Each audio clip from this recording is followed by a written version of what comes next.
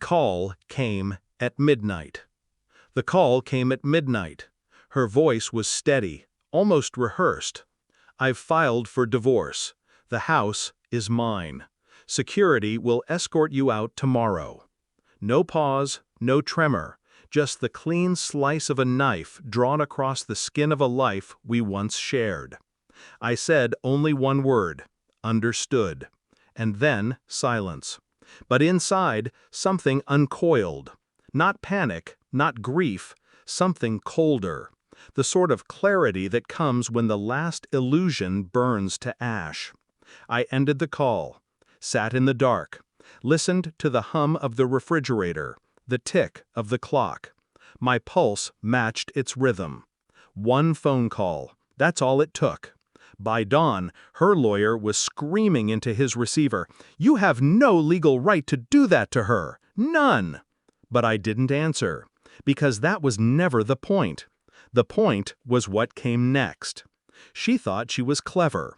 She thought the timing was perfect. Midnight, after months of distance, of silence disguised as routine. But betrayal doesn't start with a phone call.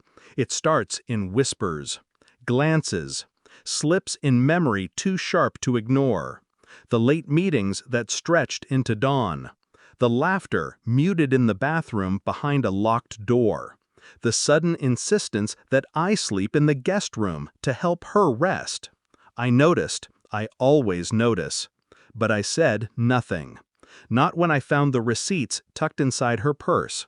2 glasses of wine, 1 meal ordered rare, her favorite restaurant, but on a night she claimed to be working late.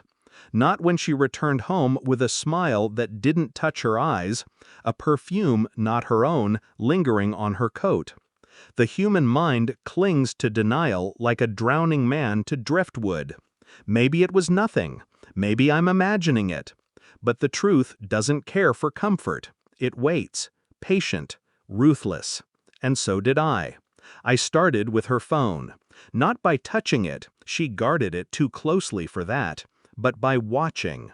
Patterns emerge when you strip away trust. She angled the screen away from me.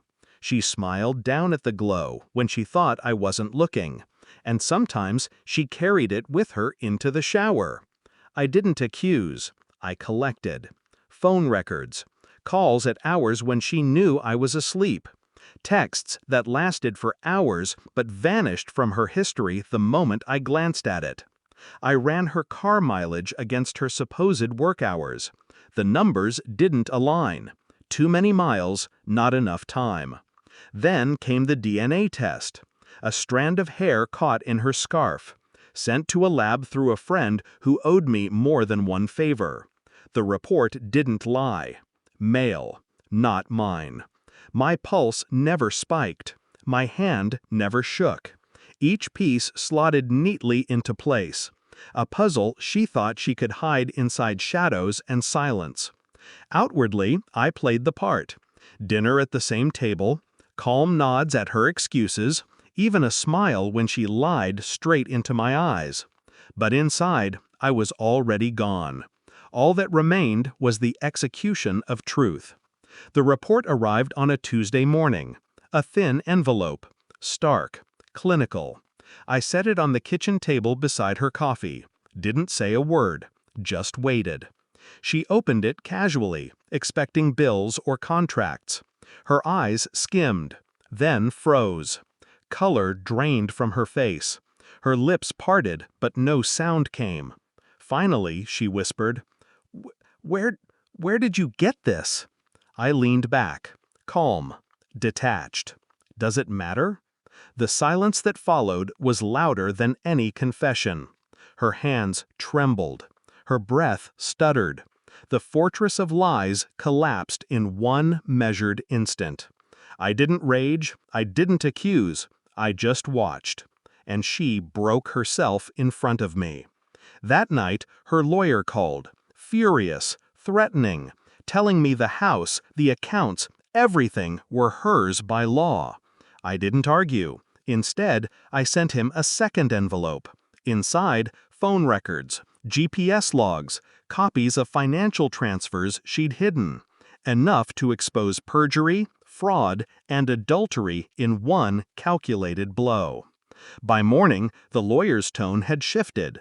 No threats, just silence. Then disbelief. Then rage, but not at me, at her. She begged for a conversation, a chance to explain. I gave her 5 minutes.